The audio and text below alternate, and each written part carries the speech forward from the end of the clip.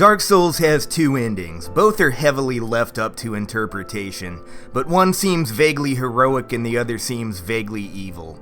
You can rekindle the first flame, which is implied to be a noble sacrifice. You set yourself ablaze and watch as flame once again fills the kiln of the first flame, and by extension the world itself.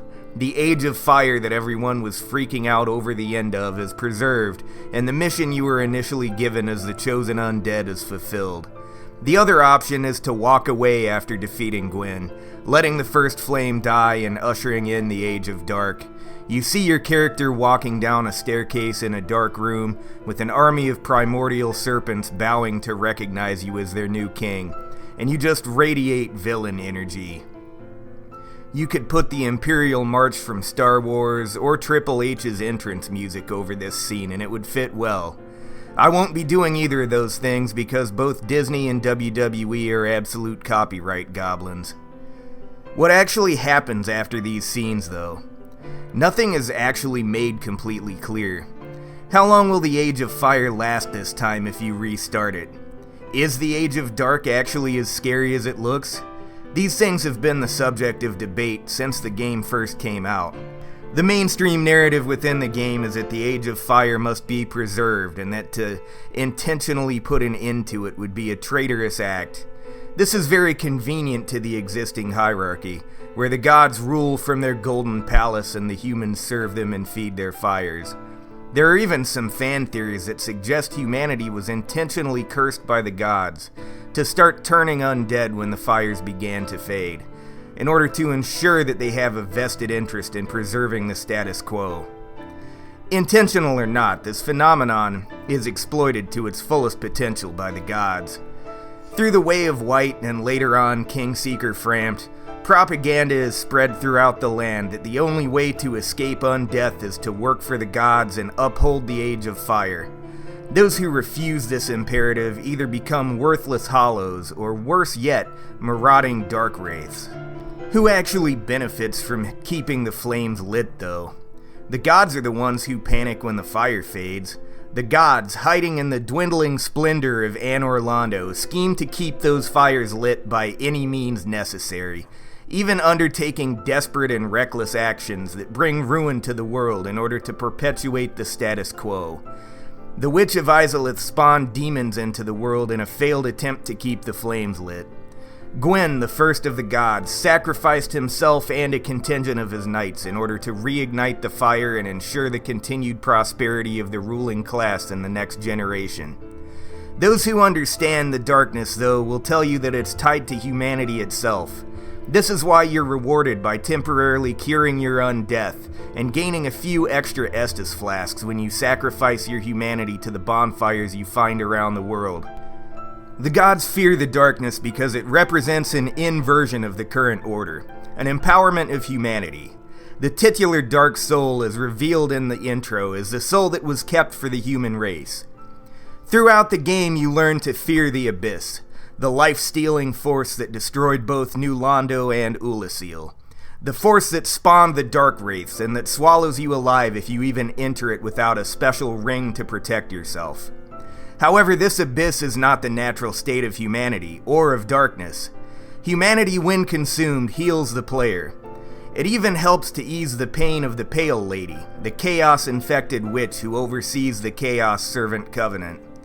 The Abyss and the Dark Wraiths represent a corrupted and greedy version of humanity.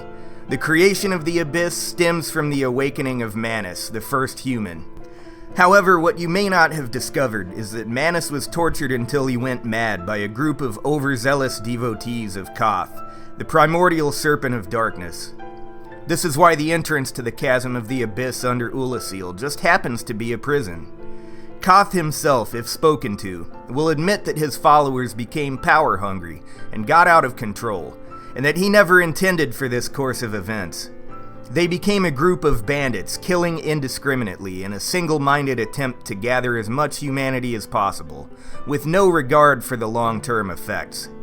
Bringing about an age of self-determination for the underclass became secondary to making themselves as powerful as possible, and thus their attempt at ushering in the Age of Dark became just as corrupt as the current Age of Fire, For this reason, it can be argued that a true Age of Dark has never been tried. For good reason, humanity learned to fear the scary red phantoms. They were murderous plunderers that had no regard for the humans they initially sought to empower. The shortcomings of the Dark Wraiths were pointed to as a reason why the Age of Dark was a thing to fear, and a justification for the God's secret intelligence agency, the Blades of the Dark Moon.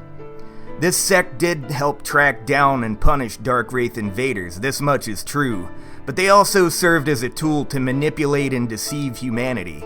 Their true secret goal was to promote the myth that the Age of Fire was doing just fine, and was worth preserving. You see, the sun in Anor Londo, and the Princess of Sunlight, Guinevere, are both illusions crafted by the head of the Dark Moons, Gwendolyn. Illusions designed to cover up the cracks in a system that is rapidly failing. And let me tell you, they get mad if you dispel these illusions. Gwendolyn and his lackeys will kill you on sight if you destroy his illusory version of Guinevere and expose the darkness in Anor Londo. The Dark Moon Covenant doesn't exist to protect humanity. Its primary goal is to make sure the humans don't step out of line.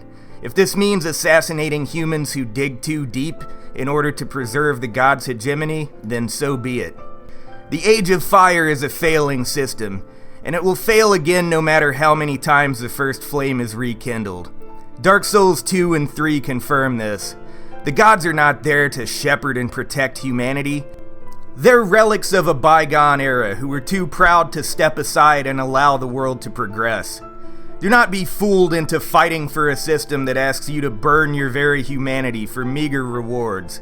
A system that constantly needs to be bailed out, again and again, at the expense of the very people who are never given a say in ruling over it. They draw your attention toward the failures of darkness, but the failures of fire are right in front of you for all to see. The current system sabotages its competitors and then turns around and points to the ensuing catastrophe, and tells you that it's proof that the status quo is the only safe option. You may kill Gwyn in your quest, but what good does it do to kill the gods if you go on to perpetuate their hierarchy and their values? How many more undead need to be created and sacrificed to the flame before we realize that it was always meant to die? We must overthrow the gods, yes, but after doing so we must discard the ideals of the old order. In the Age of Dark, you have the opportunity to bring in a world based not on top-down domination of an underclass and servitude to rulers who they are all told they should feel indebted to, but based on cooperation and acceptance of the natural state of mankind.